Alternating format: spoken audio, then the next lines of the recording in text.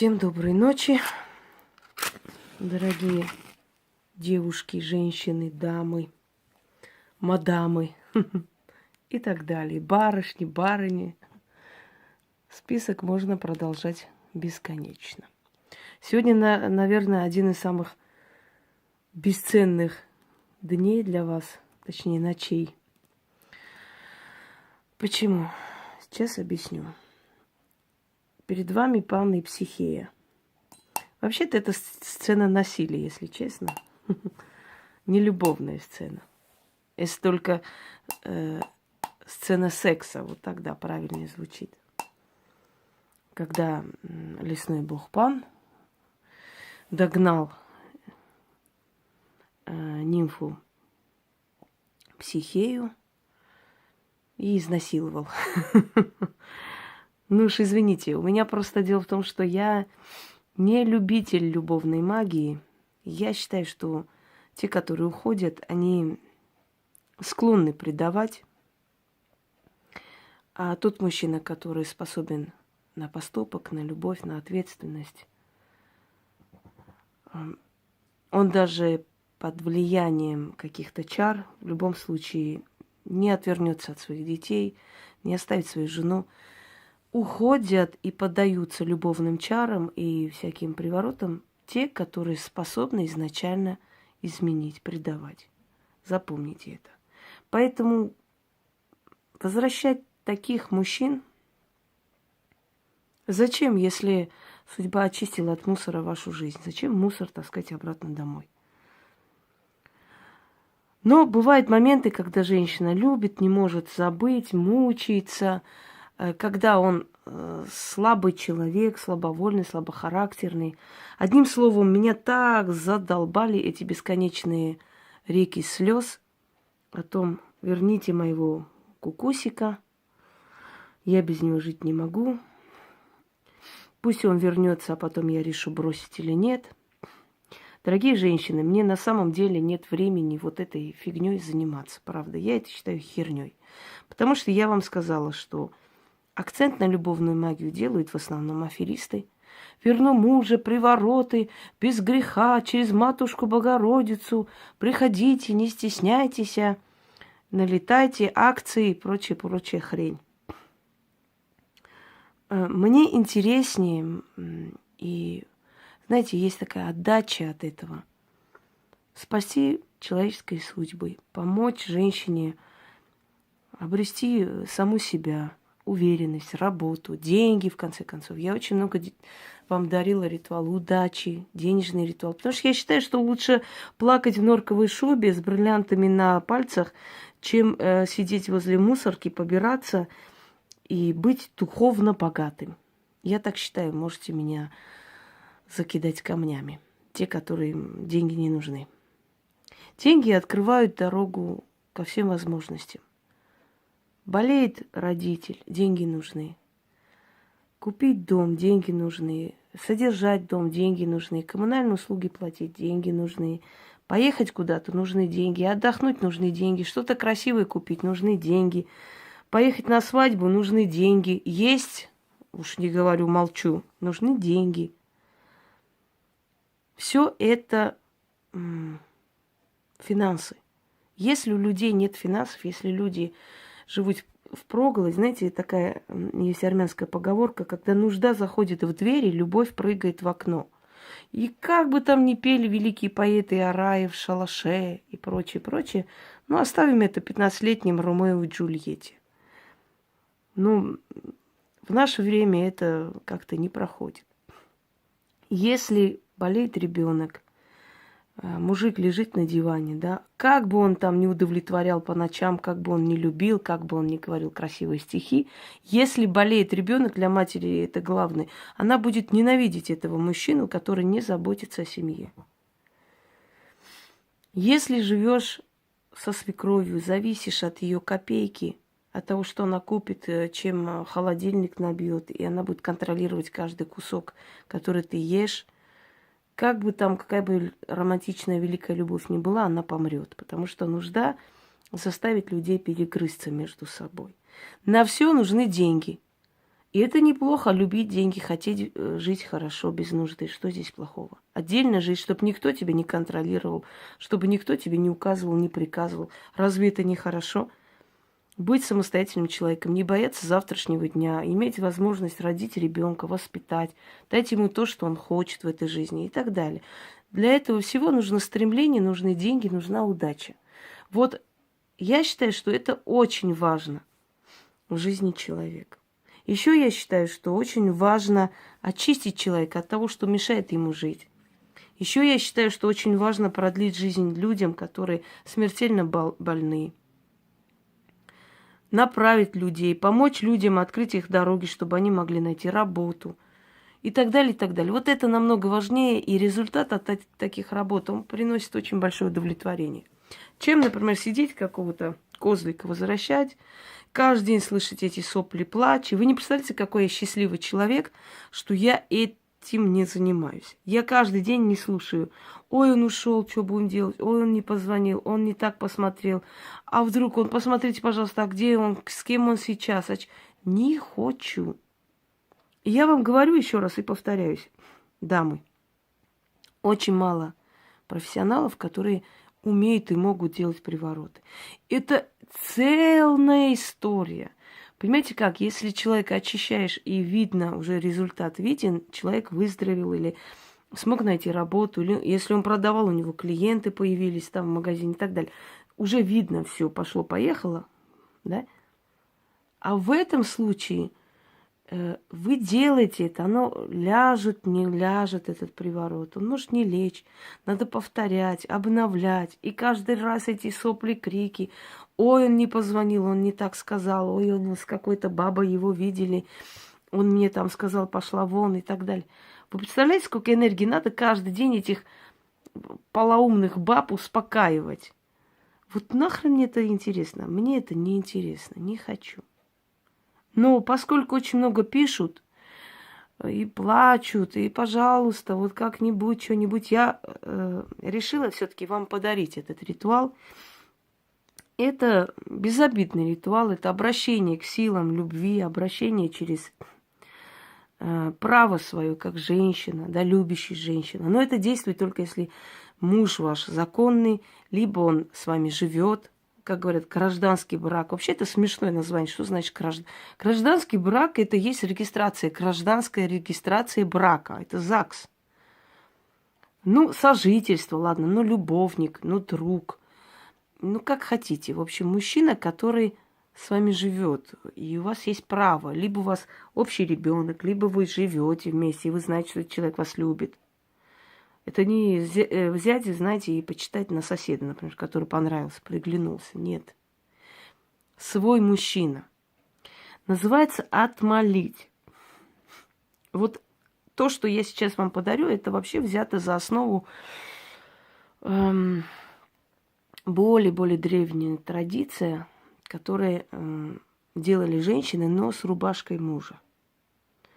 Брали огонь, или позже уже свечу, когда появилась свеча. Значит, проносили этот огонь над его вещью, говорили определенные слова, обращались к силам и так далее, и так далее. Отмаливали с помощью огня своего мужчину обратно. Вы отмолите, у вас это получится, даже без сомнения он вам позвонит и приедет. Дальше ваши действия. Вы должны пересмотреть свою жизнь.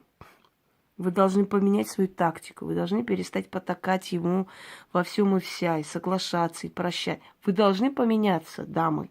Если вы сделаете этот ритуал, и он у вас получится, а он у вас получится, обязательно получится.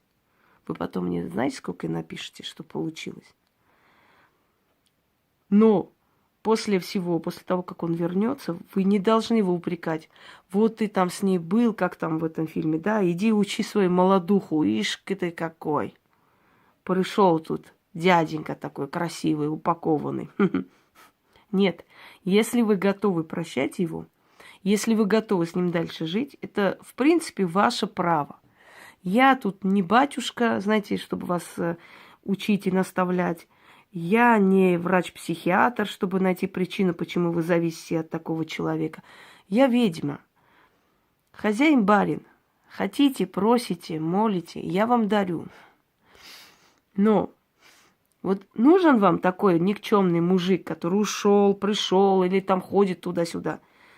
Пожалуйста, ради всех богов, возвращайте. Вот я вам дарю этот ритуал наконец-то. И он вернется, он придет. Если он не насовсем придет, он все равно придет с вами говорить, объясняться, потому что вы его отмаливаете. Там будет драка с этой бабой, ужасающая драка. Как бы он ее еще не прикончил, если он очень эмоциональный, потому что то, что вы будете делать, будет воздействовать на его сознание и на его внутренний мир. Они там подерутся, пересрутся, там скажут друг другу последние слова, он придет. Но потом, как вы себя будете вести с ним, от этого зависит, останется он, будет ли у вас новые отношения, пересмотрите ли вы это все или нет. Одна просьба: никогда своему мужику не говорить о том, как он вернулся. Вот об этом не рассказывайте. Нельзя, это должна быть тайна. Об этом не рассказывайте своему мужчине. Если вы ему об этом скажете, это потеряет силу. В следующий раз он сработает, но внутри него включится механизм, знаете, сопротивляемости. Когда человек боится, он напрягается и вот всеми силами держит себя в руках, чтобы это не повторилось. Что вам нужно для этого? Вам нужно его фото, ваше фото. Но ваше фото отложите в сторону, это второй части ритуала, вам пригодится. Берете его фотографию. Вам нужна черная скатерть. Вы должны провести этот ритуал с 12 до 3 ночи. Вы должны это провести 7 дней подряд. В это время вы не должны ему ни звонить, ни писать, ничего. Даже если он позвонит, игнорируйте. Не бегите сразу. А? Да? Чего? Ты идешь? Нет. Ведите себя достойно. Не берите телефон, вы обиделись, он вас обидел. Ничего себе, ушел к другой бабе, а тут звонит. Да, конечно, давай, я уже двери, я уже пирожки пеку. Нет. Не говорите с ним, не общайтесь. В нем эта тоска будет усиливаться. Вы огнем прочищаете ему мозги. Вы на время снимаете эту пелену. Вернется, сами подумайте, нужен он вам, не нужен, уже вы сами решите. Так вот, первая часть ритуала вам. Вообще, в общей сложности вам нужны будут лепестки роз. Ну, купите одну розу, общипайте ее бедную. Лепестки роз. Вам можно масло туда добавить, розовое масло, можно иное масло, в принципе, в эти лепестки. Это по вашему вкусу. Можно без масла обойтись, но я обычно советую добавлять. Вам нужна одна восковая свеча, черный алтарь, его фотография. Далее вино, ваша фотография, красная свеча. Сейчас по очереди буду объяснять. Ну, емкость возьмите для того, чтобы сжигать эти лепестки роз. Все. Ну, возьмите какую-нибудь подставку, чтобы его фотографию поставить, потом ваши фотографии. Итак, дорогие друзья, начинаем. Значит так, первое, что вам нужно делать, вот так подставить, значит, фотографию его, взять восковую свечу, зажечь.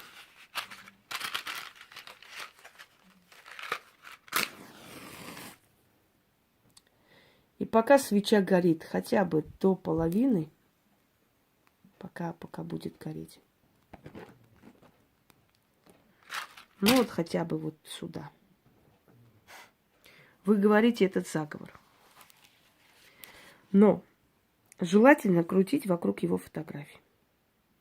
Можете, значит, против часовой, можете по часовой. Это не имеет значения особого в этом случае. Вот так крутите вокруг него. Лучше взять фотографии, где его глаза видны. Как там одна сказала, великая ведьма: зрачки, зрачки, дайте мне зрачки. Нет, глаза. Потому что глаза – это дорога к мозгу. Не знали, нет? Почему смотрят в глаза, когда гипнотизируют цыганки? Почему, когда человек смотрит тебе в глаза, тебе тяжело, вот есть тяжелый взгляд?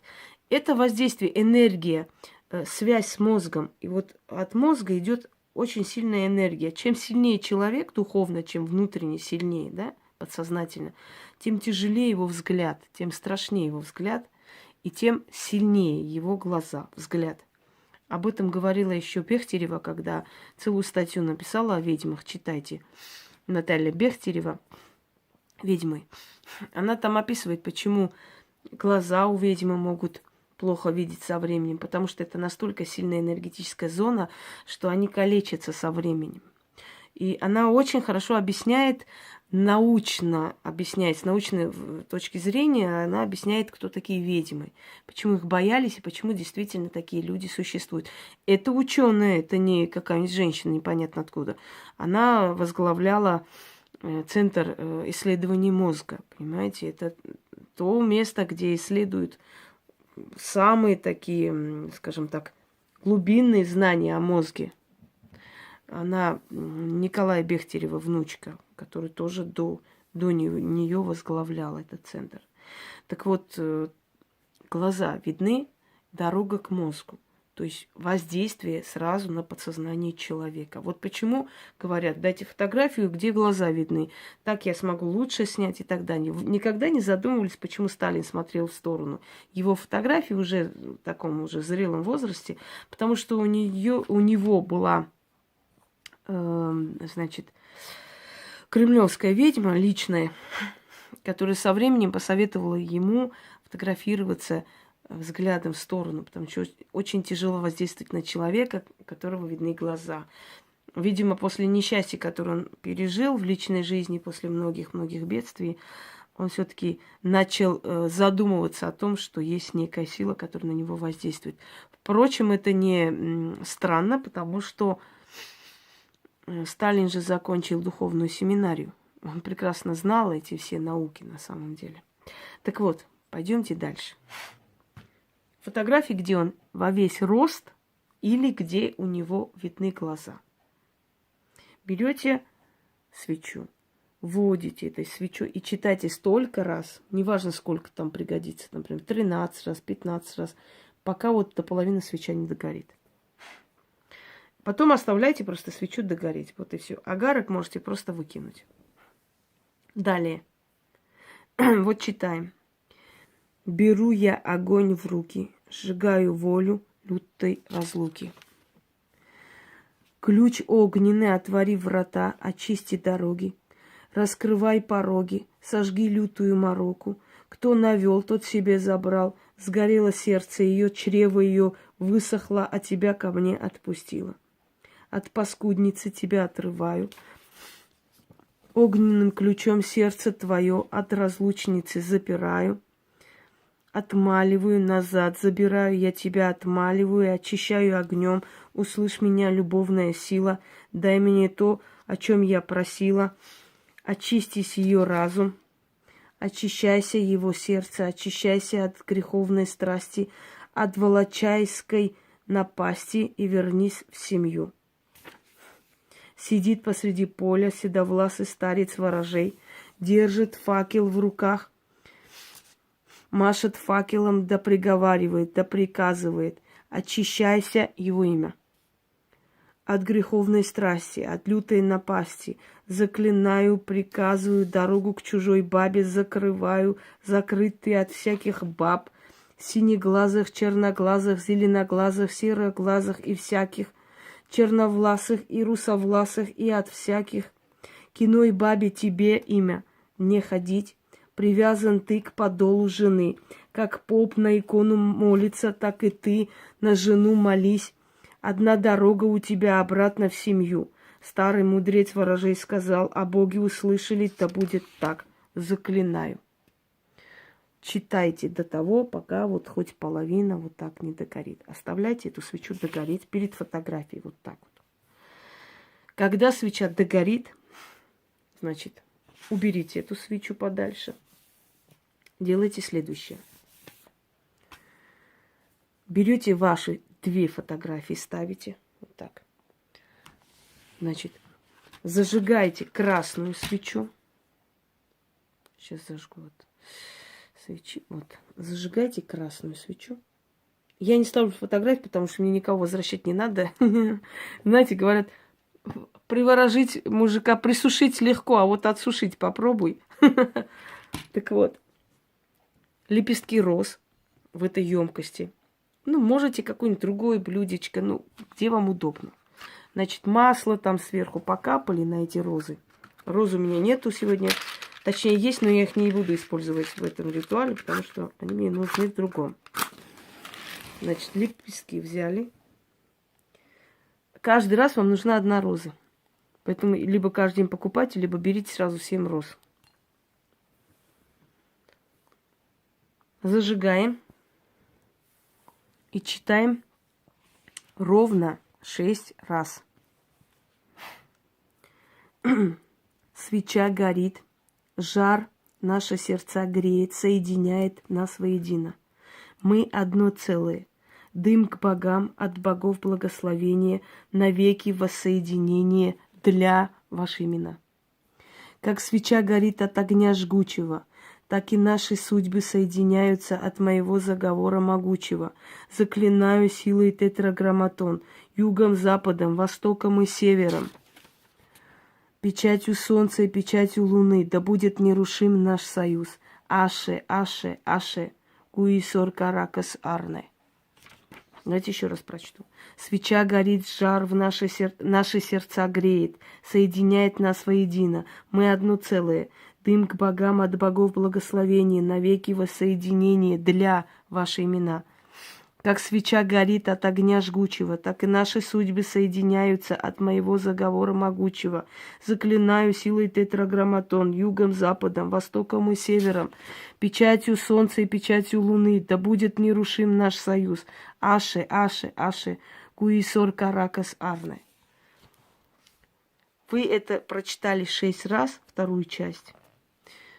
Оставляйте вот эту свечу догореть. Поэтому поставьте в такое место безопасное, чтобы с вами ничего не случилось ночью. То есть эта свеча должна догореть. Возьмите что-нибудь широкое такое, большое, да. Красная свеча может чуть поменьше взять, но свеча должна догореть. А значит, если вы будете делать 7 дней, вам нужно 7 роз, вам нужно 7 восковых свечей, вам нужно 7 красных свечей. Фотографии одни и те же. После 7 дней вот этого всего можете это все убрать. Просто фотографии положить на свои места. Так вот, и возле фотографий, когда вы будете делать, да, с этой свечой читать, ставите в конце красное вино.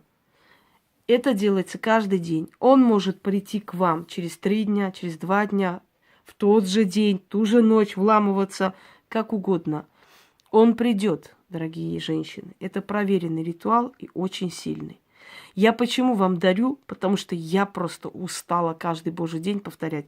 Я не хочу возвращать, мне некогда, у меня нет времени, я не хочу этим заниматься. Оставьте меня в покое, будьте так любезны. Вам нужно возвращать ваших мужиков, возвращайте их сами. Вот я вам дарю. От чистого сердца. Как говорится, от своего мозга вашему мозгу отрываю. Пожалуйста, возвращайте, делайте, что хотите. Я под вас это подогнала для того, чтобы вам это было безопасно. Еще раз повторю, если мужчина ваш, вы вправе это провести. Если чужой мужик, вы не можете это проводить. Вам же хуже будет, запомните. Если вы любовница, он к вам просто приходит, и вы хотите оторвать от семьи, вам будет плохо. Не потому что я вам мораль читаю или нотации. Просто говорю, что этот ритуал нацелен на законную жену или законную сожительницу, в конце концов, я не знаю, мать его детей или ребенка. Но женщину, с которой он живет, от которой он уходит куда-то, чтобы он вернулся. Он придет. А вот как потом построите свои отношения, это уже я не могу вам сказать. Это уже вы сами решаете, взрослые люди, подумайте, поменяйте себя, пересмотрите и так далее. Но то, что он там просто устроит мордобой и придет, ну, я гарантий давать не люблю, но скажу, это однозначно, как говорит наш дорогой Жириновский. Однозначно, товарищи, так и будет. Пожалуйста. Все. Как говорят, выпросили. Получайте. Всем удачи.